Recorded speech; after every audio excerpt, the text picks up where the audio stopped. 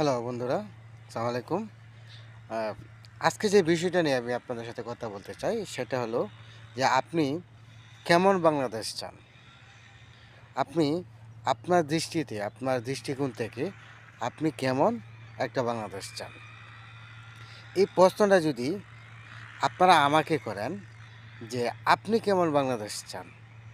আমি বলবো আমি যে বাংলাদেশ চাই সেই বাংলাদেশটা হবে একটা নিরাপদ, শান্তি শৃঙ্খলাময়, সমৃদ্ধ, ইনসাফের বাংলাদেশ।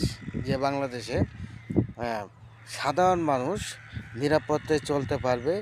সাধারণ মানুষের যে মৌলিক অধিকারগুলো, খাদ্য, বস্ত্র, চিকিৎসা, শিক্ষা, নিরাপত্তা, এই যে কয়েকটা মৌলিক বিষয়গুলো, যে রাষ্ট্রে যে প্রতিনিধি বা যে সরকার মানুষের এই অধিকারগুলো ফিরিয়ে দিতে পারবে, হ্যাঁ, আমি মূলত সেই সরকারকে বা সেই দলকে সমর্থন করতে চাই এবং সুন্দর একটা সমৃদ্ধ বাংলাদেশ আমি চাই।